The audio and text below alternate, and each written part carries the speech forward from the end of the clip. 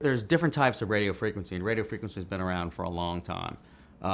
There's monopolar, bipolar, and unipolar, and this is a monopolar device. And what that means is that there's a pole of electricity coming out of the handpiece, and there's a bovie pad, which is the recipient of the electricity. And that resistance of where the electricity passes is where the heat is generated by millions of shakings of molecules.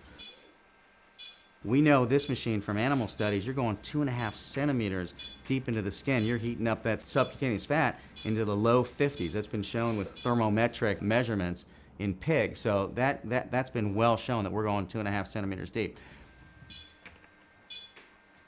We know when we get heat in the high 40s beneath the skin, you're increasing the metabolic rate at which fat is churned through the system. You're shrinking the fat cell and pushing the inside fat into the interstitial space between the fat cells. It's then sucked up by the lymphatics, it goes to the liver, and it's processed as an energy source. You can actually tell the difference in the transition of the fat.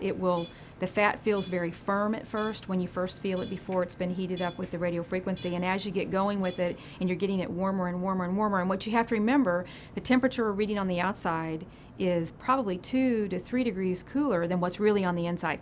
So when it registers 41, 42, we know it's hot enough to do some definite fat reduction.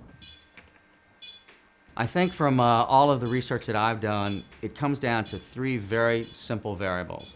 It's the temperature that you can get either the subcutaneous fat or the skin to.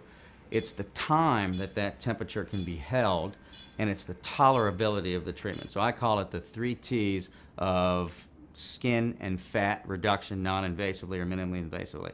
So the nice thing about Exilis is it's done in a fashion with the moving of the handpiece with an instant feedback with an IR temperature sensor into the handpiece.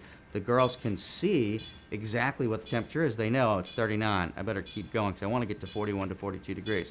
And that's a perfect way of keeping that temperature for the longest period of time in that therapeutic range. Not so hot that it's intolerable and not so cold that it's non-therapeutic. So this is the only machine I know of that does that degree of control.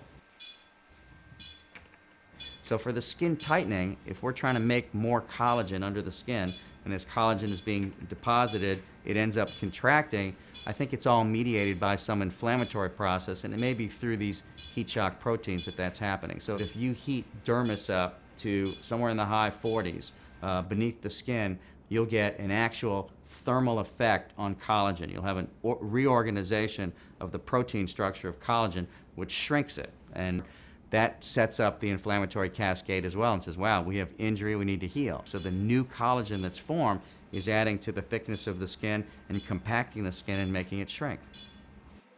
So this machine has both a handpiece that gets cold and one that doesn't. So the one that we use on the face doesn't have any intrinsic cooling, where this one on the body, we can cool the outside. The cooler we make the outside, the more deeply the penetration is of the RF. So if we want the RF to just be at the skin level, we can turn the cooling completely off, like in the small handpiece that we use for skin tightening of the face. Whereas the larger one, if we want it to go really deep and the lady's got a thick abdominal pannus, we'll turn the cooling all the way down and have that heat penetrate 2.5 centimeters deep. There's no other machine that does that.